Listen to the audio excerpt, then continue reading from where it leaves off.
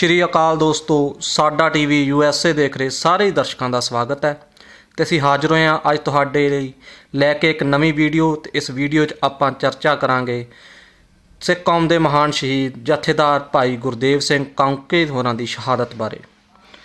25 ਦਸੰਬਰ 1992 ਜਗਰਾਉਂ ਦੇ ਨੇੜੇ ਪ੍ਰਸਿੱਧ ਪਿੰਡ ਕਾਉਂਕੇ ਦੇ ਗੁਰਦੁਆਰਾ ਸਾਹਿਬ ਦੇ ਅੰਦਰੋਂ ਗੁਰਸ਼ਬਦ ਦੀ ਮਿੱਠੀ ਮਿੱਠੀ ਧੁਨ ਉੱਠ ਰਹੀ ਸੀ। ਸਥਾਨਕ ਸੰਗਤ ਜਦੋਂ ਗੁਰਦੁਆਰਾ ਸਾਹਿਬ ਦੇ ਅੰਦਰੋਂ ਭਾਈ ਗੁਰਦੇਵ ਸਿੰਘ ਕਾਉਂਕੇ ਤੋਂ ਗੁਰਸ਼ਬਦ ਦੀ ਕਥਾ ਸਰਵਣ ਕਰ ਰਹੀ ਸੀ ਤਾਂ ਉਸੇ ਸਮੇਂ ਹੀ ਹਿੰਦੁਸਤਾਨੀ ਪੁਲਿਸ ਦੀ ਇੱਕ ਟੋਲੀ ਗੁਰਦੁਆਰਾ ਸਾਹਿਬ ਨੂੰ ਚਾਰੇ ਪਾਸਿਓਂ ਘੇਰਨ ਲੱਗੀ ਹੋਈ ਸੀ। ਸਮਾਪਤੀ ਪਿੱਛੋਂ ਜਿਉਂ ਹੀ ਸੰਗਤਾਂ ਦੇ ਨਾਲ ਜਥੇਦਾਰ ਭਾਈ ਗੁਰਦੇਵ ਸਿੰਘ ਕਾਉਂਕੇ ਗੁਰਦੁਆਰਾ ਸਾਹਿਬ ਤੋਂ ਬਾਹਰ ਨਿਕਲੇ ਤਾਂ ਪੁਲਿਸ ਦੀ ਟੋਲੀ ਨੇ ਅੱਗੇ ਵੱਧ ਕੇ ਭਾਈ ਕਾਉਂਕੇ ਨੂੰ ਆਪਣੀ ਹਿਰਾਸਤ ਵਿੱਚ ਲੈ ਲਿਆ। ਪਿੰਡ ਦੇ ਲੋਕ ਰੋਹ ਵਿੱਚ ਆ ਗਏ। ਦਿੱਲੀ ਤਖਤ ਤੋਂ ਵੀ ਵੱਡੇ ਤਖਤ ਦੇ ਜਥੇਦਾਰ ਨੂੰ ਹਿੰਦੁਸਤਾਨੀ ਪੁਲਿਸ ਦੀ ਟੋਲੀ ਅੱਜ ਗ੍ਰਿਫਤਾਰ ਕਰਨ ਆਈ ਸੀ। ਭਾਈ ਕਾਉਂਕੇ ਨੇ ਸੰਗਤ ਨੂੰ ਸ਼ਾਂਤ ਕੀਤਾ ਅਤੇ ਸ਼ਾਂਤ ਚੇਤੀ ਹਿੰਦੁਸਤਾਨੀ ਪੁਲਿਸ ਨਾਲ ਤੁਰ ਪਏ ਜਿਵੇਂ ਕਦੇ ਭਾਈ ਤਾਰੂ ਸਿੰਘ ਮੁਗਲ ਪੁਲਿਸ ਦੀ ਟੋਲੀ ਨਾਲ ਪਿੰਡੋਂ ਤੁਰੇ ਸਨ। ਭਾਈ ਕਾਉਂਕੇ ਦਾ ਇਲਾਕੇ ਦੀ ਸੰਗਤ ਵਿੱਚ ਅਥਾਹ ਸਤਿਕਾਰ ਸੀ। ਇਲਾਕੇ ਦੇ ਝਗੜੇ ਹਿੰਦੁਸਤਾਨੀ ਅਦਾਲਤਾਂ ਵਿੱਚ ਨਹੀਂ ਸੀ ਜਾਂਦੇ ਬਲਕਿ ਭਾਈ ਸਾਹਿਬ ਕੋਲ ਆਉਂਦੇ ਸਨ ਅਤੇ ਹਰ ਮਸਲੇ ਦਾ ਵਧੀਆ ਹੱਲ ਕੱਢ ਕੇ ਝਗੜੇ ਨਿਬੇੜਦੇ ਸਨ। ਸ਼ਾਇਦ ਇਸੇ ਹੀ ਕਾਰਨ ਹਿੰਦੁਸਤਾਨੀ ਹਕੂਮਤ ਦੇ ਵਫਾਦਾਰ ਕਰਿੰਦੇ ਆਪ ਉੱਪਰ ਦੰਦੀਆਂ ਪੀ ਰਹੇ ਸਨ। ਭਾਈ ਸਾਹਿਬ ਨੂੰ ਗ੍ਰਿਫਤਾਰ ਕਰਨ ਵਾਲੀ ਟੋਲੀ ਦੀ ਅਗਵਾਈ ਇੰਸਪੈਕਟਰ ਗੁਰਮੀਤ ਸਿੰਘ ਕਰ ਰਿਹਾ ਸੀ। ਪਰਿਵਾਰ ਅਤੇ ਹੋਰ ਸਥਾਨਕ ਸਿੱਖ ਲੀਡਰ ਜਦੋਂ ਭਾਈ ਸਾਹਿਬ ਦਾ ਪਤਾ ਕਰਨ ਲਈ ਥਾਣਿਆਂ ਵਿੱਚ ਜਾਣ ਲੱਗੇ ਤਾਂ ਉਹਨਾਂ ਵਿੱਚੋਂ ਕਿਸੇ ਨੂੰ ਵੀ ਭਾਈ ਸਾਹਿਬ ਨਾਲ ਨਾ ਮਿਲਾਇਆ ਗਿਆ। ਭਾਈ ਸਾਹਿਬ ਘਰ ਤੋਂ ਬਾਹਰ ਦਾ ਖਾਣਾ ਨਹੀਂ ਸੀ ਖਾਂਦੇ, ਇਸ ਲਈ ਪਰਿਵਾਰ ਥਾਣਿਆਂ ਵਿੱਚ ਖਾਣਾ ਲੈ ਕੇ ਜਾਂਦਾ ਤਾਂ ਖਾਣਾ ਉਸੇ ਹੀ ਤਰ੍ਹਾਂ ਵਾਪਸ ਭੇਜ ਦਿੱਤਾ ਜਾਂਦਾ।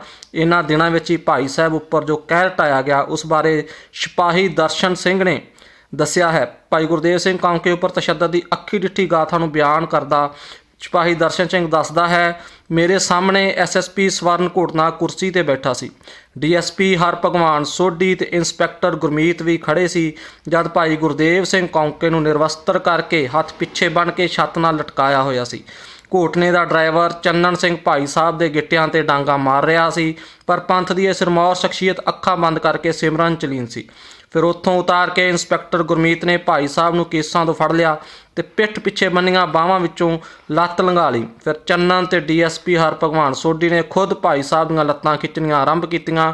ਇਸ ਤਰ੍ਹਾਂ ਦੇ ਅਥਾਹ ਤਸ਼ੱਦਦ ਵਿੱਚ ਵੀ ਭਾਈ ਗੁਰਦੇਵ ਸਿੰਘ ਕਾਉਂਕੇ ਚੜ੍ਹਦੀ ਕਲਾ ਵਿੱਚ ਸਨ। ਘੋਟਨਾ ਵਾਰ-ਵਾਰ ਭਾਈ ਗੁਰਦੇਵ ਸਿੰਘ ਕਾਉਂਕੇ ਨੂੰ ਪੁੱਛਦਾ ਸੀ ਕਿ ਲੋਕਾਂ 'ਚ ਤੂੰ ਕਚਹਿਰੀ ਕਿਸ ਹੈਸੀਅਤ 'ਚ ਲਾਉਣਾ, ਤੇਰੇ ਖਾੜਕੂਆਂ ਨਾਲ ਜ਼ਰੂਰ ਸੰਬੰਧ ਨੇ।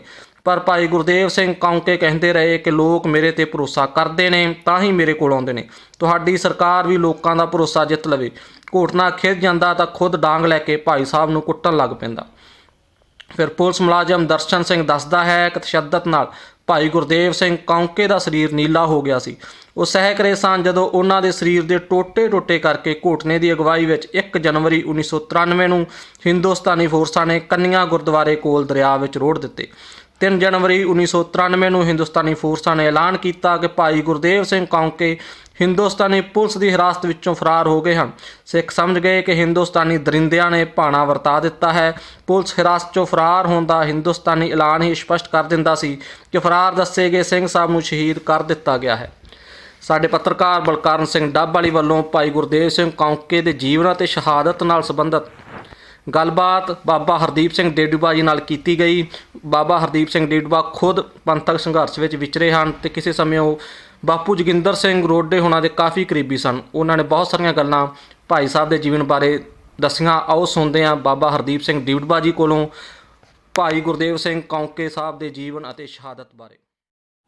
ਸਤਿ ਸ਼੍ਰੀ ਅਕਾਲ ਦੋਸਤੋ, ਜਦੋਂ ਵੀ ਸਿੱਖ ਕੌਮ ਦੀ ਗੱਲ ਹੁੰਦੀ ਹੈ ਤਾਂ ਸਿੱਖ ਕੌਮ ਦੇ ਜਿਹੜੇ ਸ਼ਹੀਦ ਨੇ ਉਹਨਾਂ ਤੋਂ ਬਿਨਾਂ ਸਾਡਾ ਇਤਿਹਾਸ ਅਧੂਰਾ ਰਹਿ ਜਾਂਦਾ ਹੈ। ਉਹਨਾਂ ਦੇ ਵਿੱਚੋਂ ਇੱਕ ਸ਼ਹੀਦ ਜਿਨ੍ਹਾਂ ਦੇ ਬਾਰੇ ਅੱਜ ਆਪਾਂ ਗੱਲਬਾਤ ਕਰਾਂਗੇ, ਜਥੇਦਾਰ ਗੁਰਦੇਵ ਸਿੰਘ ਕਾਉਂਕੇ ਬੜੇ ਮਹਾਨ ਸ਼ਹੀਦ ਨੇ ਸਾਡੀ ਕੌਮ ਦੇ। ਉਹਨਾਂ ਦੇ ਜੀਵਨ ਬਾਰੇ ਅੱਜ ਸਾਡੇ ਨਾਲ ਜੀਵਨ ਤੇ ਉਹਨਾਂ ਦੇ ਤੇ ਚਾਨਣਾ ਪਾਉਣ ਵਾਸਤੇ ਸਾਡੇ ਨਾਲ ਮੌਜੂਦ ਨੇ ਸਾਡੇ ਬਾਬਾ ਜੀ ਹਰਦੀਪ ਸਿੰਘ ਡੇਡੂਬਾ ਜੀ। ਉਹਨਾਂ ਤੋਂ ਪੁੱਛਾਂਗੇ ਉਹਨਾਂ ਦੀ ਸ਼ਹਾਦਤ ਤੇ ਉਹਨਾਂ ਦੀ ਜੀਵਨੀ ਬਾਰੇ। ਸਭ ਤੋਂ ਪਹਿਲਾਂ ਬਾਬਾ ਜੀ ਤੁਹਾਡਾ ਸਵਾਗਤ ਹੈ ਸਾਡੇ ਟੀਵੀ ਤੇ। ਵਾਹਿਗੁਰੂ ਜੀ ਕਾ ਖਾਲਸਾ, ਵਾਹਿਗੁਰੂ ਜੀ ਕੀ ਫਤਿਹ। ਬਾਬਾ ਜੀ, ਕਾਉਂਕੇ ਸਾਹਿਬ ਨੂੰ ਤੁਸੀਂ ਨਜ਼ਦੀਕਿਓਂ ਜਾਣਦੇ ਹੋ, ਕੀ ਉਹਨਾਂ ਦਾ ਸੀਗਾ, ਉਹਨਾਂ ਦਾ ਜੀਵਨ ਕਿੱਦਾਂ ਦਾ ਸੀਗਾ? ਕਾਂਕੇ ਸਾਹਿਬ ਉਸ ਇਤਿਹਾਸਕ ਦੌਰ ਦੀ ਜੇ ਆਪਾਂ ਗੱਲ ਕਰੀਏ, ਜੇ ਉਸ ਇਤਿਹਾਸ ਨੂੰ ਆਪਾਂ ਲਿਖਣਾ ਹੋਵੇ ਜਾਂ ਉਹਨੂੰ ਕਲਮਬੰਦ ਕਰਨਾ ਹੋਵੇ ਜਾਂ ਉਹ ਸਾਰੇ ਇਤਿਹਾਸ ਬਾਰੇ ਆਪਾਂ ਜਾਣਨਾ ਹੋਵੇ, ਤੇ ਕਾਂਕੇ ਸਾਹਿਬ ਨੂੰ ਅੱਡ ਰੱਖ ਕੇ ਆਪਾਂ ਉਸ ਇਤਿਹਾਸ ਦੀ ਕਲਪਨਾ ਵੀ ਨਹੀਂ ਕਰ ਸਕਦੇ। ਮਤਲਬ ਮੇਰਾ ਇਹ ਮੰਨਣਾ, ਕਿਉਂਕਿ ਉਸ ਦੌਰ ਦੇ ਵਿੱਚ ਸਭ ਤੋਂ ਗਲਤ ਵਧੀਆ ਹੈ ਕਿ ਮੈਂ ਆਪਣੇ ਆਪ ਨੂੰ ਭਾਗਾਂ ਵਾਲਾ ਸਮਝਦਾ ਕਿ ਅਸੀਂ ਉਸ ਦੌਰ ਦੇ ਵਿੱਚ ਉਹ ਸਾਰੇ ਸੰਘਰਸ਼ ਨੂੰ ਉਸ ਸੰਘਰਸ਼ ਨੂੰ ਜੀਵਿਆ। ਔਰ ਉਸ ਸੰਘਰਸ਼ ਦੇ ਵਿੱਚ ਕਾਂਕੇ ਸਾਹਿਬ ਦੀ ਜਿਹੜੀ ਐਂਟਰੀ ਹੈ, ਉਹਨਾਂ ਦੀ ਐਂਟਰੀ ਕਿਵੇਂ ਹੁੰਦੀ ਆ ਔਰ ਉਹ ਉਹਨਾਂ ਦਾ ਅੱਗੇ ਜੀਵਨ ਦੇ ਵਿੱਚ ਉਹਨਾਂ ਨੇ ਕਿਵੇਂ ਕਿਵੇਂ ਕੀਤਾ, ਇਹ ਸਾਰੀਆਂ ਚੀਜ਼ਾਂ ਇੱਕ ਫਿਲਮ ਦੀ ਨਿਆਈ ਅੱਜ ਵੀ ਮੇਰੀਆਂ ਅੱਖਾਂ ਦੇ ਸਾਹਮਣੋਂ ਲੰਘਦੀਆਂ ਨੇ, ਗੁਜ਼ਰਦੀਆਂ ਨੇ। ਅਤੇ ਮੈਂ ਜਦੋਂ ਸਾਰੇ ਸੰਘਰਸ਼ ਵਿੱਚ ਧਿਆਨ ਮਾਰਦਾ ਤਾਂ ਕੁਝ ਗਿਣੀਆਂ ਚੁਣੀਆਂ ਪਰਸਨੈਲਿਟੀਆਂ ਨੇ ਜਿਹੜੀਆਂ ਬੇਦਾਗ ਇਸ ਸੰਘਰਸ਼ 'ਚੋਂ ਗਈਆਂ ਨੇ ਔਰ ਸੰਘਰਸ਼ ਨੂੰ ਬਹੁਤ ਵੱਡੀ ਮਤਲਬ ਇੱਕ ਉਹਨਾਂ ਨੇ ਹੁਲਾਰਾ ਦਿੱਤਾ ਔਰ ਸੰਘਰਸ਼ ਨੂੰ ਇੱਕ ਜੇ ਮੈਂ ਕਹਾਂ ਸਿਖਰਾਂ 'ਤੇ ਪਹੁੰਚਾਇਆ। ਉਹਨਾਂ ਗਿਣੇ ਚੁਣੀਆਂ ਪਰਸਨੈਲਿਟੀਆਂ ਵਿੱਚੋਂ ਕਾਂਕੇ ਸਾਹਿਬ ਦਾ ਨਾਂ ਆਉਂਦਾ, ਉਹਨਾਂ ਦਾ ਜ਼ਿਕਰ ਆਉਂਦਾ। ਮੈਨੂੰ ਯਾਦ ਹੈ ਜਦੋਂ ਅਸੀਂ ਉਹਨਾਂ ਦੇ ਨਾਲ ਸੰਪਰਕ ਵਿੱਚ ਆਏ, ਕਿਉਂਕਿ ਉਦੋਂ ਜਿਹੜਾ ਉਹ ਦੌਰ ਸੀ ਨਾ 1984 ਦਾ ਆਫਟਰ ਬਲੂ ਸਟਾਰ, ਪਿੰਡ ਰੋਡੇ ਇੱਕ ਤਰ੍ਹਾਂ ਦਾ ਸਿੱਖਾਂ ਦਾ ਮੱਕੇ ਦਾ ਮੁਕਾਮ ਹਾਸਲ ਕਰ ਗਿਆ ਸੀ। ਕੋਈ ਵੀ ਸਿੱਖ ਹਰਿਮੰਦਰ ਸਾਹਿਬ ਤਾਂ ਜਾਂਦਾ ਹੀ ਸੀਗਾ, ਕਿਉਂਕਿ ਉੱਥੇ ਇਹ ਸਾਰਾ ਸਾਕਾ ਵਾਪਰਿਆ ਸੀਗਾ।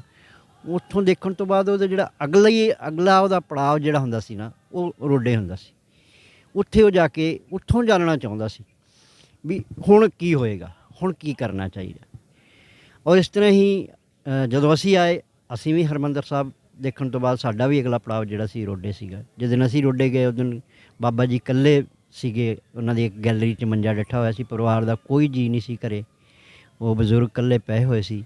ਮੈਂ ਅਤੇ ਭਾਈ ਅਮੋਲਕ ਸਿੰਘ ਜੋ ਵੱਡੇ ਸੰਤ ਗਿਆਨੀ ਗੁਰਬਚਨ ਸਿੰਘ ਖਾਲਸਾ ਜੀ ਦੇ ਪੋਤਰੇ ਨੇ, ਉਹਨਾਂ ਦਾ ਮੈਂ ਆਪਣੀ ਕਿਤਾਬ 'ਚ ਜ਼ਿਕਰ ਵੀ ਕੀਤਾ ਹੈ। ਉਹਨਾਂ ਦਾ ਬਹੁਤ ਵਧੀਆ ਰੋਲ ਰਿਹਾ, ਪਰ ਉਹ ਥਿੜਕੇ ਵੀ ਫਿਰ ਮਤਲਬ ਉਸ ਤੋਂ ਬਾਅਦ ਇਹ ਜੇ ਸੰਘਰਸ਼ ਦੇ ਵਿੱਚ ਬਹੁਤ ਸਾਰੀਆਂ ਚੀਜ਼ਾਂ ਹੋਈਆਂ। ਉਹਦੇ ਵਿੱਚ ਭਾਈ ਅਮੋਲਕ ਸਿੰਘ ਵੀ ਉਹਨਾਂ ਹਾਲਾਤਾਂ ਦਾ ਸ਼ਿਕਾਰ ਵੀ ਮੈਂ ਕਹਿ ਸਕਦਾ, ਜਾਂ ਉਹਨਾਂ ਦੀਆਂ ਕਮਜ਼ੋਰੀਆਂ ਵੀ ਕਹਿ ਸਕਦਾ ਹੋਈਆਂ। ਔਰ ਇਸੇ ਦੌਰਾਨ ਜਦੋਂ ਅਸੀਂ ਫਿਰ ਬਾਬਾ ਜੀ ਨੂੰ ਮਿਲਣ ਗਏ, ਅਤੇ ਬਾਬਾ ਜੀ ਨੂੰ ਜਦੋਂ ਪਤਾ ਲੱਗਾ ਵੀ ਇਹ ਗਿਆਨੀ ਗੁਰਬਚਨ ਸਿੰਘ ਉਹਨਾਂ ਦੇ ਪੋਤਰੇ ਆ, ਅਤੇ ਬਾਬਾ ਜੀ ਨੂੰ ਜਿਵੇਂ ਇੰਝ ਲੱਗਿਆ ਵੀ ਇਹ ਹੁਣ ਜਿਹੜੇ ਆਏ ਨੇ ਇਹ ਹੁਣ ਇੱਥੇ ਹੀ ਰਹਿਣ ਸਾਡੇ ਨਾਲ। ਬਾਬਾ ਜੀ ਨੇ ਐਂ ਹੱਥ ਫੜ ਕੇ ਮਤਲਬ ਅਮੋਲਕ ਸਿੰਘ ਦਾ ਮੇਰਾ, ਉਹਨਾਂ ਨੇ ਕਿਹਾ ਵੀ ਤੁਸੀਂ ਹੁਣ ਆਏ ਹੋ ਅਤੇ ਤੁਸੀਂ ਹੁਣ ਮੁੜ ਜਾਓਗੇ ਮੈਨੂੰ ਪਤਾ ਹੈ, ਪਰ ਤੁਸੀਂ ਜਗਜੀਤ ਸਿੰਘ ਨੂੰ ਮਿਲ ਕੇ ਜਾਇਓ। ਉਹਨਾਂ ਦਾ ਵੱਡੇ ਪੁੱਤਰ ਜੇਲ੍ਹ 'ਚ ਸੀਗਾ ਉਦੋਂ ਫਿਰੋਜ਼ਪੁਰ। ਅਸੀਂ ਕਿਹਾ ਠੀਕ ਹੈ, ਅਸੀਂ ਉਹਨਾਂ ਨੂੰ ਮਿਲ ਕੇ ਚਲੇ ਜਾਵਾਂਗੇ। ਮਤਲਬ ਇਹ ਸਿਲਸਿਲਾ ਸੀਗਾ ਉਦੋਂ ਜਿਵੇਂ ਸ਼ੁਰੂ ਹੋਇਆ ਵੀ ਜਿਹੜਾ ਵੀ ਕੋਈ ਆਉਂਦਾ ਸੀ ਉਹ ਰੋਡੇ ਜਾਂਦਾ ਸੀ। ਔਰ ਜਦੋਂ ਅਸੀਂ ਚਲੇ ਗਏ ਅਸੀਂ ਇੱਕ ਤਰ੍ਹਾਂ ਨਾਲ ਫਿਰ ਉਹਨਾਂ ਦੇ ਨਾਲ ਸਾਡੀ ਸਾਂਝ ਇੰਨੀ ਗੂੜੀ ਹੋ ਗਈ ਕਿ ਅਸੀਂ ਉਹਨਾਂ ਦੇ ਪਰਿਵਾਰਕ ਮੈਂਬਰਾਂ ਵਰਗੇ ਹੋ ਗਏ। ਔਰ ਫਿਰ ਹੌਲੀ ਹੌਲੀ ਜਿਹੜਾ ਸੀਗਾ ਸੰਘਰਸ਼ ਅੱਗੇ ਵਧਣ ਲੱਗਿਆ। ਲੋਕਾਂ ਦਾ ਜਿਹੜਾ ਪਹਿਲਾਂ ਤਾਂ ਦਹਿਸ਼ਤ ਦੀ ਵਜ੍ਹਾ ਕਰਕੇ ਕੋਈ ਜਾਂਦਾ ਸੀ ਅਤੇ ਕੋਈ 10 ਮਿੰਟ ਰੁਕਦਾ ਸੀ ਅਤੇ ਚਲਾ ਜਾਂਦਾ ਸੀ। ਫਿਰ ਹੌਲੀ ਹੌਲੀ ਰੋਡੇ ਲੋਕ ਰੁਕਣ ਲੱਗ ਗਏ ਔਰ ਲੋਕ ਆਉਣ ਜਾਣ ਲੱਗ ਗਏ। ਫਿਰ ਇਸੇ ਤਰ੍ਹਾਂ ਦੇ ਸਿਲਸਿਲੇ ਵਿੱਚ ਜਦੋਂ ਕਹਾਣੀ ਅੱਗੇ ਤੁਰੀ ਵੀ ਹੁਣ ਆਪਾਂ ਇਹਨੂੰ ਔਰਗਨਾਈਜ਼ ਕਿਵੇਂ ਕਰਨਾ, ਫਿਰ ਬਾਬਾ ਜੀ ਹੁਣਾਂ ਨੂੰ ਅੱਗੇ ਲਾ ਕੇ ਅਸੀਂ ਸਾਰੀ ਮੂਵਮੈਂਟ ਨੂੰ ਔਰਗਨਾਈਜ਼ ਕਰਨਾ ਸ਼ੁਰੂ ਕੀਤਾ। ਬਾਬਾ ਠਾਕਰ ਸਿੰਘ ਜੀ ਹੁਣੀ ਰਾਜਸਥਾਨ ਸੀ, ਕਿਸੇ ਥਾਂ ਰਹਿ ਰਹੇ, ਅਸੀਂ ਉਹਨਾਂ ਨੂੰ ਉੱਥੋਂ ਲੈ ਕੇ ਆਏ ਔਰ ਉੱਥੋਂ ਉਹਨਾਂ ਨੂੰ ਲਿਆਣ ਕੇ ਇੱਥੇ ਬਿਠਾਇਆ ਮਹਿਤੇ ਚੌਕ। ਔਰ ਫਿਰ ਅਸੀਂ ਇਸ ਸਿਲਸਿਲੇ ਦੇ ਵਿੱਚ ਇਸੇ ਦੌਰਾਨ ਹੀ ਫਿਰ ਸਰਕਾਰ ਨੇ ਜਿਹੜੇ ਪੋਲੀਟੀਕਲ ਲੋਕ ਸੀ ਉਹ ਵੀ ਛੱਡਣੇ ਸ਼ੁਰੂ ਕੀਤੇ। ਤਲਵੰਡੀ ਨੂੰ ਛੱਡਿਆ, ਲੌਂਗੋਵਾਲ ਨੂੰ ਛੱਡਿਆ, ਇਹ ਸਾਰੇ ਲੋਕ ਆਏ।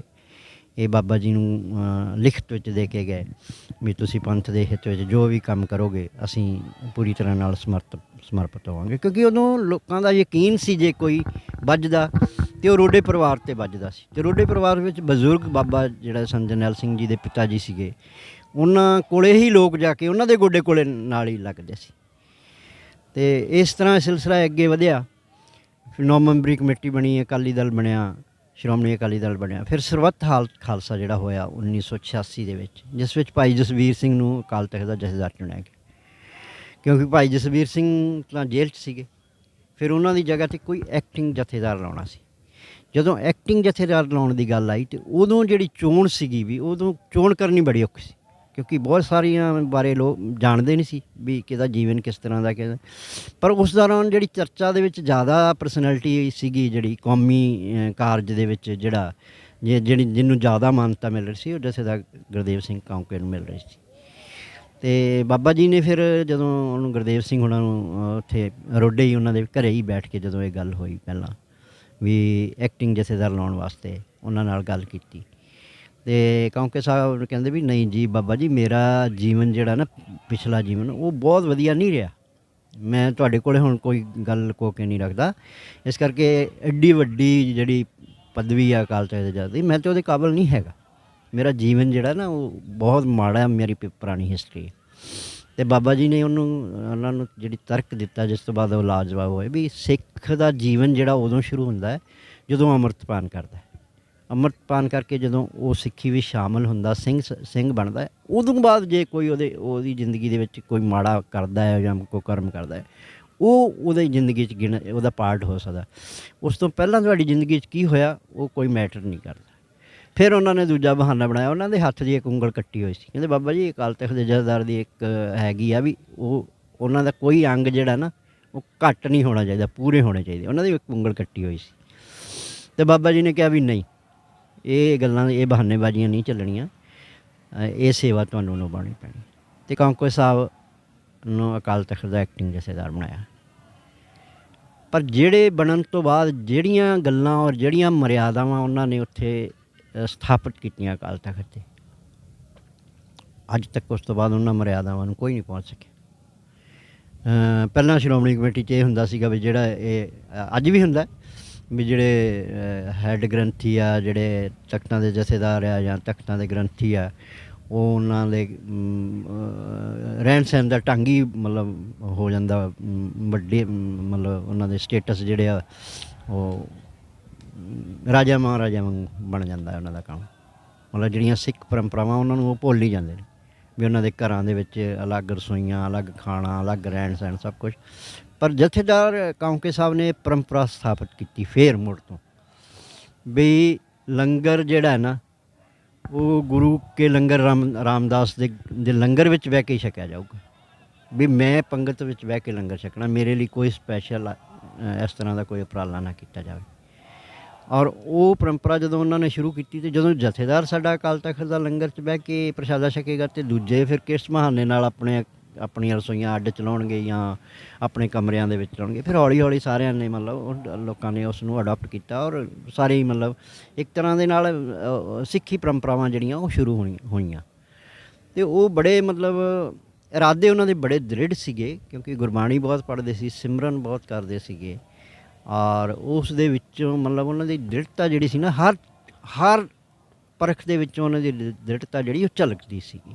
ਕਦੀ ਵੀ ਮੈਂ ਉਹਨਾਂ ਨੂੰ ਜਿੰਨੀ ਵਾਰੀ ਵੀ ਵੇਖਦਾ ਸੀ, ਜਿੰਨੀ ਵਾਰੀ ਵੀ ਮਿਲਦਾ ਸੀ, ਅਤੇ ਜੇ ਕੋਈ ਗੱਲ ਕਹਿਣ ਵਾਲੀ ਆਈ ਸੀ ਤਾਂ ਉਹਨੇ ਬਾਬਾ ਜੀ ਹੁਣਾਂ ਨੂੰ ਵੀ ਕਹੀ ਸੀ।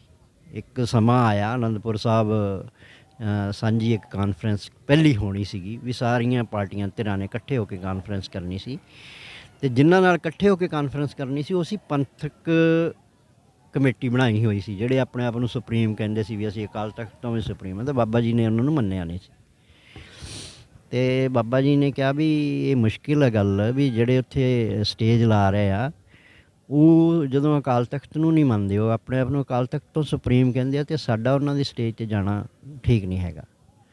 ਅਤੇ ਭਾਈ ਗੁਰਦੇਵ ਸਿੰਘ ਹੁਣਾਂ ਨੇ, ਅਸੀਂ ਉਹਨਾਂ ਕੋਲ, ਮੈਂ ਅਤੇ ਅਮੋਲਕ ਸਿੰਘ ਗਏ ਸੀ ਇਹ ਸਾਰੀ ਗੱਲ ਕਹਿਣ ਵਾਸਤੇ, ਅਤੇ ਉਹਨਾਂ ਨੇ ਕਿਹਾ ਵੀ ਨਹੀਂ, ਇਹ ਮੈਸੇਜ ਬਹੁਤ ਗਲਤ ਜਾਏਗਾ ਜੇ ਸਿੱਖਾਂ ਦੀ ਸਾਂਝੀ ਸਟੇਜ ਲੱਗਣੀ ਔਰ ਉੱਥੇ ਬਾਬਾ ਜੀ ਨਾ ਹੋਣ, ਬਾਬਾ ਜੀ ਨੂੰ ਜਾਣਾ ਪਊਗਾ। ਔਰ ਉਹਨਾਂ ਨੇ ਇੱਕ ਚਿੱਠੀ ਲਿਖ ਕੇ ਬਾਬਾ ਜੀ ਦੇ ਨਾਂ ਦਿੱਤੀ, ਉਹ ਮੈਂ ਚਿੱਠੀ ਪੜ੍ਹ ਕੇ ਅਤੇ ਬਾਬਾ ਜੀ ਨੂੰ ਸੁਣਾਤੀ, ਪਰ ਉਹ ਚਿੱਠੀ ਮੇਰੇ ਕੋਲ ਹੀ ਰਹਿ ਗਈ।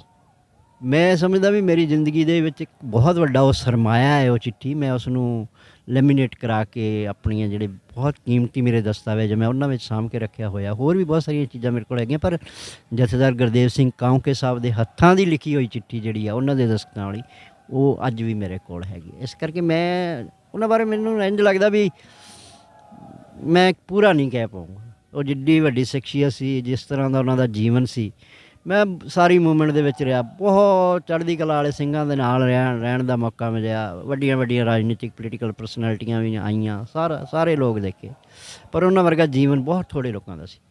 ਵੀ ਜਿਹੜੇ ਖੜਕੂ ਸਫਾਂ ਦੇ ਵਿੱਚ ਸੀ, ਉਹਨਾਂ ਵਿੱਚ ਵੀ ਜੀਵਨ ਵਾਲੇ ਸਿੰਘ ਹੈਗੇ ਸੀਗੇ ਜਿਨ੍ਹਾਂ ਕੁਰਬਾਨੀਆਂ ਕੀਤੀਆਂ, ਸ਼ਹਾਦਤਾਂ ਦਿੱਤੀਆਂ, ਔਰ ਮਤਲਬ ਪਰ ਜਥੇਦਾਰ ਕਾਂਕੇ ਸੀ ਵੀ ਆਪਣੇ ਆਪ 'ਚ ਇੱਕ ਬਹੁਤ ਵੱਡੀ ਪਰਸਨੈਲਿਟੀ ਸੀ।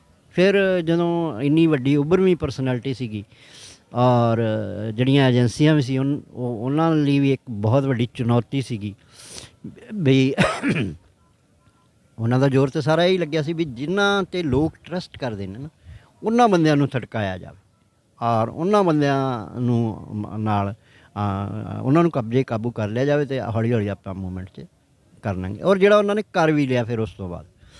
ਔਰ ਕਾਂਕੇ ਸਾਹਿਬ 'ਤੇ ਵੀ ਉਹਨਾਂ ਨੇ ਇਸੇ ਤਰ੍ਹਾਂ ਦੇ ਦਬਾਅ ਬਣਾਉਣੇ ਸ਼ੁਰੂ ਕੀਤੇ, ਉਹਨਾਂ ਨੂੰ ਘੇਰਨਾ ਸ਼ੁਰੂ ਕੀਤਾ, ਉਹਨਾਂ ਨੂੰ ਆਪਣੇ ਹਿਸਾਬ ਨਾਲ ਉਹਨਾਂ ਨੂੰ ਟੈਕਲ ਕਰਨ ਦੀ ਕੋਸ਼ਿਸ਼ ਕੀਤੀ, ਪਰ ਕਾਂਕੇ ਸਾਹਿਬ ਟਸ ਤੋਂ ਮਸ ਨਹੀਂ ਆਏ। ਮੈਨੂੰ ਯਾਦ ਹੈ ਜਦੋਂ ਬਲੈਕ ਥੰਡਰ ਹੋਇਆ ਸੀਗਾ ਉਦੋਂ ਵੀ ਜਥੇਦਾਰ ਕਾਂਕੇ ਸਾਹਿਬ ਦਾ ਬਹੁਤ ਵੱਡਾ ਰੋਲ ਸੀਗਾ।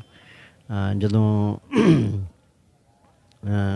ਲੜਾਈ ਚੱਲ ਰਹੀ ਸੀ ਅੰਦਰ ਅਤੇ ਫਿਰ ਇੱਕ ਸਮਾਂ ਇਹੋ ਜਿਹਾ ਆਇਆ ਵੀ ਅੰਦਰ ਖਾੜਕੂਆਂ ਨਾਲ ਗੱਲ ਕਰਨ ਜਾਣੀ ਆ ਵੀ ਇਹ ਗੱਲ ਕੀਤੀ ਜਾਵੇ ਵੀ ਇਹਨਾਂ ਤੋਂ ਹਥਿਆਰ ਛਡਾਏ ਜਾਣ ਕਿਵੇਂ ਨਾ ਕਿਵੇਂ।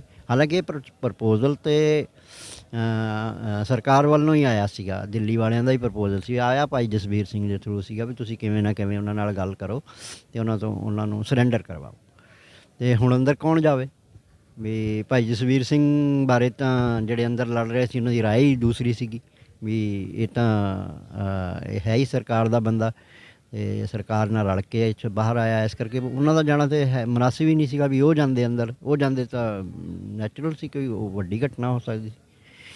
ਫਿਰ ਭਾਈ ਗੁਰਦੇਵ ਸਿੰਘ ਹੋਣਾ 'ਤੇ ਇਹ ਨਾਂਗਾ ਪਿਆ, ਭਾਵੇਂ ਕਿੰਨੇ ਵੀ ਵਿਰੋਧੀ ਹੋਣ ਮਤਲਬ ਰੋਡਿਆਂ ਵਾਲਿਆਂ ਦੇ ਕੋਈ, ਔਰ ਭਾਈ ਜਸਵੀਰ ਸਿੰਘ ਨੂੰ ਭਾਈ ਗੁਰਦੇਵ ਸਿੰਘ ਹੋਣਾ ਨੂੰ ਵੀ ਇਸੇ ਖੇਮੇ 'ਚ ਗਿਣਿਆ ਜਾਂਦਾ ਸੀ, ਪਰ ਉਹਨਾਂ ਦਾ ਸਤਿਕਾਰ ਜਿਹੜਾ ਸੀ ਉਹ ਆਪਣਾ ਸੀ। ਇਸ ਲਈ ਉਹਨਾਂ ਨੂੰ ਕੋਈ ਵੀ ਕਹਿੰਦਾ ਕਮਾਉਂਦਾ ਮਤਲਬ ਆਪਣੇ ਆਪ ਨੂੰ ਫੰਨੇ ਖਾਂ ਜਿਹੜਾ ਖਾੜਕੂ ਸੀਗਾ ਜਾਂ ਕੋਈ ਆਪਣੇ ਆਪ ਨੂੰ ਕੋਈ ਜਿਨ੍ਹਾਂ ਦੇ ਪਿੱਠ ਪਿੱਛੇ ਕੋਈ ਵੱਡੀਆਂ ਤਾਕਤਾਂ ਵੀ ਸੀਗੀਆਂ, ਉਹਨਾਂ ਦੀ ਵੀ ਜ਼ਰੂਰਤ ਨਹੀਂ ਸੀ ਪੈਂਦੀ ਵੀ ਅਕਾਲ ਤਖਤ ਦੇ ਜਥੇਦਾਰ ਕਾਂਕੇ ਸਾਹਿਬ ਦੇ ਸਾਹਮਣੇ ਕੋਈ 19 ਵੀ ਕਰ ਜਾਣ।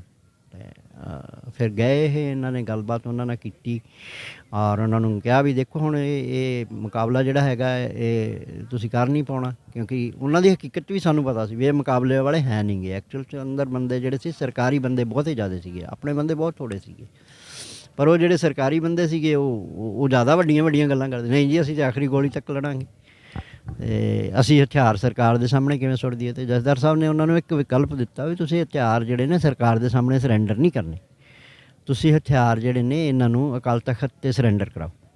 ਵੀ ਮੈਂ ਜਥੇਦਾਰ ਹਾਂ ਜਾਂ ਅਕਾਲ ਤਖਤ ਸਾਡੀ ਸੁਪਰੀਮ ਹੈਗੀ ਆ ਜਗ੍ਹਾ, ਤੁਸੀਂ ਉੱਥੇ ਆਪਣੇ ਹਥਿਆਰ ਰੱਖ ਦਿਓ ਔਰ ਤੁਹਾਨੂੰ ਲਾਂਘਾ ਦੇ ਦੇਣਗੇ, ਤੁਸੀਂ ਨਿਕਲ ਜਾਓ। ਪਰ ਉਹਨਾਂ ਨੇ ਉਹ ਗੱਲ ਮੰਨੀ ਨਹੀਂ ਅਤੇ ਫਿਰ ਜਿਹੜਾ ਰਿਜ਼ਲਟ ਨਿਕਲਿਆ ਉਹ ਕਿੰਨਾ ਮਾੜਾ ਨਿਕਲਿਆ। ਜੇ ਉਦੋਂ ਉਹ ਕਾਂਕੇ ਸਾਹਿਬ ਦੀ ਗੱਲ ਮੰਨ ਕੇ ਕੋਈ ਲਾਂਘਾ ਲੈ ਕੇ ਨਿਕਲ ਜਾਂਦੇ ਅਤੇ ਜਿਹੜੀਆਂ ਉਹ ਬਾਕੀ ਦੀਆਂ ਜਿਹੜੀਆਂ ਘਟਨਾਵਾਂ ਉਹ ਨਹੀਂ ਸੀ ਹੋਣੀਆਂ, ਉਹ ਹੱਥ ਖੜ੍ਹੇ ਕਰਕੇ ਨਿਕਲੇ। ਅੰਦਰ ਦਰਬਾਰ ਸਾਹਿਬ ਦੇ ਵਿੱਚ ਜਿਹੜੀ ਬੇਅਦਬੀ ਹੋਈ ਜਿਹੜੀ ਕਿ ਉਹਨਾਂ ਦੇ ਨਾਲ ਲੱਗੀ, ਹੋ ਸਕਦਾ ਕਿਉਂਕਿ ਮੈਂ ਇਸ ਗੱਲ ਨੂੰ ਮੰਨਦਾ ਨਹੀਂ, ਜਦੋਂ ਘੇਰੇ ਵਿੱਚ ਹੈ ਔਰ ਘੇਰਾ ਮਿਲਟਰੀ ਦਾ ਹੈ ਜਾਂ ਫੌਜ ਦਾ ਹੈ ਜਾਂ ਪੁਲਿਸ ਦਾ, ਤੁਹਾਡੇ ਘੇਰੇ ਦੇ ਵਿੱਚ ਜਿਹੜੀ ਬਿਲਡਿੰਗ ਆ ਜਿਹੜੀ ਇਮਾਰਤ ਹੈ ਉਹਦੇ ਵਿੱਚ ਤੁਸੀਂ ਜੋ ਮਰਜ਼ੀ ਕਰ ਲਓ, ਤੁਸੀਂ ਜੋ ਮਰਜ਼ੀ ਰੱਖ ਕੇ ਤੁਸੀਂ ਨਾ ਖਾੜਕੂਆਂ ਦੇ ਲਾ ਦਿਓ। ਉਹ ਚੀਜ਼ਾਂ ਹੋਈਆਂ ਫਿਰ, ਅਤੇ ਫਿਰ ਸ਼ਾਇਦ ਇਹ ਨਾ ਹੋ ਪਾਉਂਦੀਆਂ ਜੇ ਉਹ ਗੱਲ ਮੰਨਦੇ, ਪਰ ਨਹੀਂ ਉਹ ਨਹੀਂ ਹੋਈ। ਔਰ ਮੈਨੂੰ ਯਾਦ ਹੈ ਫਿਰ ਉਸ ਤੋਂ ਬਾਅਦ ਜਦੋਂ ਭਾਈ ਜਸਵੀਰ ਸਿੰਘ ਉਹਨਾਂ ਨੂੰ ਪੁਲਿਸ ਲੈ ਗਈ, ਜੇਲ੍ਹ ਵਿੱਚ ਲੈ ਗਈ ਔਰ ਕਾਂਕੇ ਸਾਹਿਬ ਨੂੰ ਲੈ ਗਏ ਜੇਲ੍ਹ 'ਚ, ਔਰ ਉਦੋਂ ਇੱਕ ਸਟ੍ਰੈਟਜੀਕਲੀ ਤੌਰ 'ਤੇ ਮੈਨੂੰ ਬਾਹਰ ਰੱਖਿਆ ਗਿਆ। ਭਾਈ ਜਸਵੀਰ ਸਿੰਘ ਮੈਨੂੰ ਕਹਿੰਦੇ ਵੀ ਅਸੀਂ ਨਹੀਂ ਸਾਰੇ ਜਾ ਰਹੇ ਹਾਂ, ਤੂੰ ਸਾਡੇ ਤੋਂ ਚਲੇ ਜਾ ਉੱਠ ਕੇ ਕੋਲੋਂ ਅਤੇ ਤੂੰ ਬਾਹਰ ਰਹਿਣਾ, ਵੀ ਬਾਹਰ ਰਹਿ ਕੇ ਕਿਉਂਕਿ ਕਿਸੇ ਨਾਲ ਕੋਈ ਗੱਲਬਾਤ ਕਰਨੀ ਆ, ਬਾਬਾ ਜੀ ਹੁਣਾਂ ਨਾਲ ਕੋਈ ਸਲਾਹ ਮਸ਼ਵਰਾ ਕਰਨਾ ਜਾਂ ਆਪਣੀ ਪਾਰਟੀ ਨਾਲ ਜਾਂ ਸਿੰਘਾਂ ਨਾਲ ਕੋਈ ਗੱਲਬਾਤ ਕਰਨੀ ਹੈ ਤਾਂ ਕੌਣ ਕਰੇਗਾ, ਕਿਉਂਕਿ ਤੂੰ ਹੀ ਇੱਕ ਹੈਗਾ ਜਿਹਨੂੰ ਸਾਰੇ ਹੀ ਜਾਣਦੇ ਆ ਜਾਂ ਜਿਹੜਾ ਕੋਈ ਗੱਲਬਾਤ ਕਰ ਸਕਦਾ, ਜੇ ਬਾਹਰ ਰਹਿ। ਮੈਂ ਬਾਹਰ ਰਿਹਾ, ਇਹ ਸਾਰੇ ਅੰਦਰ ਸੀਗੇ ਅਤੇ ਅਕਸਰ ਹੀ ਮੈਂ ਇਹਨਾਂ ਦੀ ਮੁਲਾਕਾਤ ਕਰਨ ਜਾਇਆ ਕਰਦਾ ਸੀ।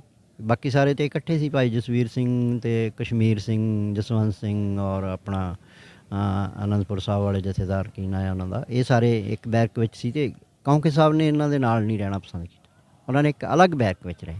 ਮੈਂ ਉਹਨਾਂ ਨੂੰ ਵੇਖਦਾ ਹੁੰਦਾ ਸੀ, ਉਹ ਆਪਣੀ ਬੈਰਕ ਵਿੱਚ ਜਾਂ ਤਾਂ ਮੈਂ ਉਹਨਾਂ ਨੂੰ ਜਦੋਂ ਵੀ ਗਿਆ ਉਹਨਾਂ ਕੋਲ ਜਾਂ ਤਾਂ ਉਹ ਸਿਮਰਨ ਕਰਦੇ ਮੈਨੂੰ ਮਿਲੇ, ਚੌਂਕੜੀ ਮਾਰ ਕੇ ਬੈਠੇ, ਜਾਂ ਉਹ ਵਾਜੇ ਨਾਲ ਕੀਰਤਨ ਕਰਦੇ ਹੁੰਦੇ ਸੀ, ਜਾਂ ਉਹ ਮੈਨੂੰ ਕੀਰਤਨ ਕਰਦੇ ਮਿਲਦੇ ਹੁੰਦੇ ਸੀ। ਬੜੀ ਸ਼ਾਂਤ ਪਰਸਨੈਲਿਟੀ ਸੀਗੀ। ਬਿਲਕੁਲ ਹੀ ਮੈਂ ਕਹਿੰਦਾ ਵੀ ਇਹੋ ਜਿਹੀਆਂ ਰੱਜੀਆਂ ਰੂਹਾਂ ਤਾਂ ਮੈਨੂੰ ਨਹੀਂ ਲੱਗਦਾ ਵੀ ਬਹੁਤ ਥੋੜ੍ਹੀਆਂ ਹੋਣਗੀਆਂ, ਕਿਉਂਕਿ ਮੈਂ ਪੰਜਾਬ ਦੇ ਸਾਰੇ ਲਗਭਗ ਸੰਤ ਸਮਾਜ ਨਾਲ ਵੀ ਰਿਹਾ ਔਰ ਮੈਂ ਜਿਹੜੇ ਬਾਕੀ ਧਾਰਮਿਕ ਜਥੇਬੰਦੀਆਂ ਨਾਲ ਵੀ ਰਿਹਾ ਔਰ ਮੈਂ ਵੱਡੇ ਵੱਡੇ ਸੰਤ ਸਮਾਜ ਦੇ ਮੁਖੀਆਂ ਨਾਲ ਵੀ ਰਿਹਾ। ਪਰ ਮੈਨੂੰ ਜੋ ਭਾਈ ਕੌਂਕੇ ਸਾਹਿਬ ਦੀ ਪਰਸਨੈਲਿਟੀ ਵਿੱਚ ਮੈਂ ਦੇਖਿਆ, ਜਿਸ ਤਰ੍ਹਾਂ ਦੀ ਰੱਜੀ ਹੋਈ ਰੂਹ ਔਰ ਜਿਸ ਤਰ੍ਹਾਂ ਦਾ ਭਰੋਸਾ ਉਹਨਾਂ ਦਾ ਸੀਗਾ ਮਤਲਬ ਅਕਾਲ ਪੁਰਖ 'ਤੇ ਜਾਂ ਗੁਰੂ ਗੋਬਿੰਦ ਸਿੰਘ 'ਤੇ ਜਾਂ ਗੁਰੂ ਨਾਨਕ ਸਾਹਿਬ ਦੇ ਫਲਸਫੇ 'ਤੇ ਬਹੁਤ ਘੱਟ ਨਹੀਂ ਹੈਗਾ ਸੀ, ਕੋਈ ਨਹੀਂ ਲੱਭਿਆ ਮੈਨੂੰ। ਅਤੇ ਫਿਰ ਇਸ ਤਰ੍ਹਾਂ ਕਹਾਣੀ ਅੱਗੇ ਚੱਲਦੀ ਰਹੀ। ਫਿਰ ਹੌਲੀ ਹੌਲੀ ਰਾਜਨੀਤਿਕ ਲੋਕ ਆ ਵੜੇ, ਫਿਰ ਰਾਜਨੀਤੀ ਕਰਨੀ ਇਹਨਾਂ ਨੇ ਸ਼ੁਰੂ ਕਰ ਦਿੱਤੀ। ਅਤੇ ਫਿਰ ਜਦੋਂ ਸਾਰੀ ਗੱਲ ਨਿਚੋੜ ਇਹ ਨਿਕਲਿਆ ਵੀ ਆਹ ਬੰਦਾ ਹੈ ਜਿਹੜਾ ਨਹੀਂ ਸਰਕਾਰ ਦੇ ਕਾਬੂ ਆਇਆ, ਇਹਨੂੰ ਸਭ ਤਰ੍ਹਾਂ ਨਾਲ ਉਹਨਾਂ ਨੇ ਵੇਖ ਲਿਆ ਬਈ ਤੰਗ ਕਰਕੇ, ਟਾਰਚਰ ਕਰਕੇ ਔਰ ਸਭ ਕੁਝ। ਜਦੋਂ ਫਿਰ ਉਹਨਾਂ ਨੇ ਫਾਈਨਲੀ ਉਹਨਾਂ ਨੇ ਸੋਚਿਆ ਵੀ ਇਸ ਬੰਦੇ ਨੂੰ ਤੇ ਮਾਰਨਾ ਹੀ ਇਹਦਾ ਹੱਲ ਹੈ। ਫਿਰ ਇੱਕ ਘੋਟਣਾ ਹੁੰਦਾ ਸੀ ਉਦੋਂ SP ਜਗਰਾਉਂ, ਉਹਨੇ ਫਿਰ ਇਹਨਾਂ ਜਥੇਦਾਰ ਸਾਹਿਬ ਨੂੰ ਘਰੋਂ ਚੁੱਕਿਆ ਤਾਂ ਫਿਰ ਉਹਦੀ ਕਸਟਡੀ ਦੇ ਵਿੱਚ ਲਗਾਏ। ਅੰਦਰ ਵੀ ਫਿਰ ਜਿਹੜੇ ਨਾਲ ਸੀਗੇ ਸਿੰਘ, ਉਹਨਾਂ ਦੇ ਦੱਸਣ ਮੁਤਾਬਕ ਵੀ ਅੰਦਰ ਵੀ ਮਤਲਬ ਤਸੀਆਂ ਦੀ ਵੀ ਇੰਤਹਾ ਸੀਗੀ ਅਤੇ ਸਬਰ ਦੀ ਵੀ ਇੰਤਹਾ ਸੀ ਵੀ ਉਹਨਾਂ ਨੇ ਸਭ ਕੁਛ ਕੀਤਾ ਜਥੇਦਾਰ ਸਾਹਿਬ, ਪਰ ਉਹਨਾਂ ਨੂੰ ਲੱਗਿਆ ਵੀ ਨਹੀਂ। ਪੁਰਜ਼ਾ ਕੱਟ ਮਰੇ ਕਾਬੂ ਨਾ ਛਾੜੇ ਖੇਤ ਵਾਲੀ ਕਹਾਣੀ ਸੀਗੀ ਉੱਥੇ। ਮਤਲਬ ਉਹਨਾਂ ਨੇ ਕਿਹੜਾ ਟਾਰਚਰ ਜਿਹੜਾ ਕੌਂਕੇ ਸਾਹਿਬ ਨੂੰ ਨਹੀਂ ਦਿੱਤਾ ਜਾਂ ਕਿਹੜੀ ਜਲਾਲਤ ਜਿਹੜੀ ਆ ਵੀ ਉਹ ਉਹਨਾਂ ਦੀ ਨਹੀਂ, ਉਹਨਾਂ ਨੇ ਕਰਨ ਦੀ ਕੋਸ਼ਿਸ਼ ਕੀਤੀ ਵੀ ਬੰਦਾ ਕਿਵੇਂ ਟੁੱਟ ਜਾਵੇ, ਪਰ ਨੈਵਰ, ਨਹੀਂ ਹੋਇਆ। ਅਤੇ ਆਖਿਰ ਫਿਰ ਉਹਨਾਂ ਨੇ ਜਥੇਦਾਰ ਸਾਹਿਬ ਨੂੰ ਉਹਨਾਂ ਨੇ ਮਾਰ ਸ਼ਹੀਦ ਕਰ ਦਿੱਤਾ। ਅਤੇ ਫਿਰ ਉਹਨਾਂ ਦੀ ਸ਼ਹਾਦਤ ਤੋਂ ਬਾਅਦ ਫਿਰ ਇਹ ਪੋਲੀਟੀਕਲ ਲੋਕ ਜਿਹੜੇ ਸੀ ਇਹਨਾਂ ਨੇ ਉਹਨੂੰ ਰਾਜਨੀਤਿਕ ਮੁੱਦਾ ਬਣਾਇਆ। ਮੈਂ ਲਿਖਿਆ ਵੀ ਹੈ, ਪ੍ਰਕਾਸ਼ ਸਿੰਘ ਬਾਦਲ ਮੇਰੇ ਸਾਹਮਣੇ ਦੀ ਗੱਲ ਆ, ਉੱਥੇ ਸੜਕ ਦੇ ਉੱਤੇ ਧਰਨਾ ਇਹਨੇ ਦਿੱਤਾ, ਕੌਂਕੇ ਸਾਹਿਬ ਦੀ ਮਰਡਰ ਦੀ ਜਾਂਚ ਕਰਾਉਣ ਦੀ ਮੰਗ ਕੀਤੀ। ਉੱਤੇ ਕਮੇਟੀ ਬਣੀ, ਤਿਵਾੜੀ ਉਹਦਾ ਸੀਗਾ DIG ਜਿਹਨੇ ਉਹ ਜਾਂਚ ਕੀਤੀ। ਉਹਨਾਂ ਨੇ ਜਾਂਚ ਰਿਪੋਰਟ ਜਿਹੜੀ ਜਦੋਂ ਇਹ ਬਾਦਲ ਸਰਕਾਰ ਬਣੀ ਉਹਨੇ ਜਾਂਚ ਰਿਪੋਰਟ ਬਾਦਲ ਸਰਕਾਰ ਨੂੰ ਦਿੱਤੀ ਔਰ ਜਿਹੜਾ ਉੱਥੇ ਚੌਂਕੜੀ ਮਾਰ ਕੇ ਬੈਠਾ ਸੀ ਵੀ ਜਾਂਚ ਕਰਾਉਣ ਦੀ ਜਿਹਨੇ ਮੰਗ ਕੀਤੀ ਸੀ, ਉਹਨੇ ਅੱਜ ਤਾਈਂ ਉਹ ਜਾਂਚ ਜਿਹੜੀ ਆ ਉਹ ਸਾਰਵਜਨਿਕ ਨਹੀਂ ਕੀਤੀ, ਉਹਨੇ ਦੱਬ ਕੇ ਰੱਖੀ ਆਈ। ਮਤਲਬ ਇਹ ਸਾਰੀਆਂ ਕਹਾਣੀਆਂ ਦੇ ਵਿੱਚ ਮੈਂ ਜੇ ਮਤਲਬ ਨਿਚੋੜ ਇਸ ਗੱਲ ਦਾ ਕਰਾਂ ਅਤੇ ਇਸ ਸਾਰੇ ਸੰਘਰਸ਼ ਦੇ ਵਿੱਚ ਖਾੜਕੂ ਸਿੰਘਾਂ ਦੇ ਵਿੱਚ ਜੇ ਕੋਈ ਖਾੜਕੂ ਸਿੰਘਾਂ ਦਾ ਆਦਰਸ਼ ਮੈਂ ਕਹਾਂ ਅਤੇ ਉਹ ਜਥੇਦਾਰ ਕੌਂਕੇ ਸੀਗੇ। ਵੀ ਕੌਂਕੇ ਸਾਹਿਬ ਦੀ ਗੱਲ ਕਿਸੇ ਤੋਂ ਨਹੀਂ ਸੀ ਟਾਲੀ ਜਾਂਦੀ। ਉਹਨਾਂ ਦੇ ਘਰੇ ਤਾਂ ਬਕਾਇਦਾ ਫਿਰ ਜਦੋਂ ਥੋੜ੍ਹਾ ਸਮਾਂ ਉਹ ਆਪਦੇ ਪਿੰਡ ਕੌਂਕੇ ਰਹੇ ਲਾਸਟ ਵਿੱਚ, ਅਤੇ ਉੱਥੇ ਤਾਂ ਬਕਾਇਦਾ ਪੰਚਾਇਤਾਂ ਆਉਂਦੀਆਂ ਸੀਗੀਆਂ ਲੱਗ ਕੇ ਭਰਦੀਆਂ, ਪੂਰੇ ਪੰਜਾਬ ਦੀਆਂ ਲੋਕਾਂ ਦੇ ਜਿਹੜੇ ਮਸਲੇ ਸੀ ਉਹ ਆਉਂਦੇ ਸੀਗੇ। ਵੀ ਕਿਸੇ ਦਿਨ ਕੋਈ ਵੀ ਮਸਲਾ ਸੀ, ਜਿਵੇਂ ਬਹੁਤ ਸਾਰੀਆਂ ਬੱਚੀਆਂ ਜਿਹੜੀਆਂ ਵਿਆਹ ਤੋਂ ਬਾਅਦ ਛੱਡ ਦਿੱਤੀਆਂ ਜਾਂਦੀਆਂ ਸੀ ਜਾਂ ਕੋਈ ਲੋਕ ਦਾਜ ਦਹੇਜ ਦੇ ਲੋਭੀ ਤੰਗ ਕਰਦੇ ਸੀ, ਉਹ ਸਾਰੇ ਮਸਲੇ ਉੱਥੇ ਆਉਂਦੇ ਸੀ। ਹੋਰ ਕੋਈ ਪਿੰਡਾਂ ਦੀਆਂ ਜ਼ਮੀਨਾਂ ਦੇ ਝਗੜੇ ਜਾਂ ਕਿਸੇ ਤਰ੍ਹਾਂ ਦਾ ਵੀ ਝਗੜਾ ਜਾਂ ਖਾੜਕੂ ਧਿਰਾਂ ਦੇ ਵਿੱਚ ਆਪਸੀ ਜਿਹੜੇ ਝਗੜੇ ਹੁੰਦੇ ਸੀ ਉਹ ਵੀ ਜਥੇਦਾਰ ਕੌਂਕੇ ਸਾਹਿਬ ਕੋਲ ਆਉਂਦੇ ਸੀ ਔਰ ਉਹ ਉਹਨਾਂ ਨੂੰ ਨਿਬੇੜਦੇ ਸੀ। ਔਰ ਜਿਹੜੀ ਗੱਲ ਕੌਂਕੇ ਸਾਹਿਬ ਕਰ ਦਿੰਦੇ ਸੀ ਕਿਸੇ ਦੀ ਹਿੰਮਤ ਨਹੀਂ ਸੀ ਹੁੰਦੀ ਕਿ ਉਹਨੂੰ ਉਲੰਘਣਾ ਉਹਦੀ ਕਰ ਰਿਹਾ। ਆਹ ਸਾਰੇ ਖਾੜਕੂ ਜਿਹੜੇ ਮਤਲਬ ਮੈਂ ਕਈ ਉਹਨਾਂ ਦੇ ਘਰੇ ਉਹਨਾਂ ਨੂੰ ਮੈਂ ਵੇਖਿਆ, ਜਿਵੇਂ ਆਪਣਾ ਤੁਹਾਡਾ ਕੀ ਵੱਡੇ ਨਾਂ ਨੇ, ਜਿਵੇਂ ਹੁਣ ਮੇਰੇ ਜਸਟ ਜਿਹਨ 'ਚ ਨਹੀਂ ਆ ਰਹੇ, ਅਤੇ ਇਹ ਲੋਕ ਸਾਰੇ ਉਹਨਾਂ ਦੇ ਜਾਂਦੇ ਹੁੰਦੇ ਸੀ ਜਿਹੜੇ ਆਪਣੇ ਜਥੇਬੰਦੀਆਂ ਦੇ ਸੰਘਰਸ਼ੀਲ ਜਥੇਬੰਦੀਆਂ, ਜਿਵੇਂ ਤੁਹਾਡੇ ਹੈਗੇ ਸੀਗੇ ਫੋਰਸਾਂ ਜਿਹੜੀਆਂ ਸੀਗੀਆਂ ਉਹਨਾਂ ਦੇ ਮੁਖੀ, ਉਹ ਸਾਰੇ ਉੱਥੇ ਜਾਂਦੇ ਹੁੰਦੇ ਸੀ। ਮੈਂ ਉਹਨਾਂ ਨੂੰ ਦੇਖਦਾ ਸੀ ਉੱਥੇ, ਉਹਨਾਂ ਦੀ ਮਤਲਬ ਵਧੀਆ ਸੀ, ਬਹੁਤ ਵਧੀਆ ਜੀਵਨ ਸੀ। ਬੀਬੀ ਜਿਹੜੀ ਉਹਨਾਂ ਦੇ ਘਰੋਂ ਸੀ ਉਹਨਾਂ ਦਾ ਜੀਵਨ ਬਹੁਤ ਵਧੀਆ ਜੀਵਨ ਸੀਗਾ। ਫਿਰ ਠੀਕ ਹੈ, ਹੌਲੀ ਹੌਲੀ ਜਿਸ ਤਰ੍ਹਾਂ ਫਿਰ ਸੰਘਰਸ਼ ਮਰਦਾ ਗਿਆ ਔਰ ਲੋਕ ਸਵਾਰਥੀ ਹੁੰਦੇ ਗਏ ਔਰ ਸਰਕਾਰਾਂ ਨੇ ਜਿਸ ਤਰ੍ਹਾਂ ਸੰਘਰਸ਼ ਦੇ ਵਿੱਚ ਐਂਟਰੀ ਕੀਤੀ ਔਰ ਮਤਲਬ ਖਾੜਕੂਆਂ ਦੀਆਂ ਸਫਾਂ ਵਿੱਚ ਕੈਟ ਵਾੜੇ ਔਰ ਉਹ ਸਾਰੀਆਂ ਚੀਜ਼ਾਂ ਹੋਈਆਂ। ਫਿਰ ਉਹ ਸਭ ਕੁਛ ਹੋਇਆ ਔਰ ਮੂਵਮੈਂਟ ਹੌਲੀ ਹੌਲੀ ਜਿਹੜੀ ਸੀਗੀ ਉਹ ਮਰਦੀ ਗਈ। ਪਰ ਜਿਹੜੇ ਉਸ ਮੂਵਮੈਂਟ ਦੇ ਜਿਹੜੇ ਹਿਸਟੋਰੀਕਲ ਪਰਸਨੈਲਿਟੀਆਂ ਜਿਹੜੀਆਂ ਨੇ ਉਹਨਾਂ ਵਿੱਚ ਜਥੇਦਾਰ ਗੁਰਦੇਵ ਸਿੰਘ ਕੌਰ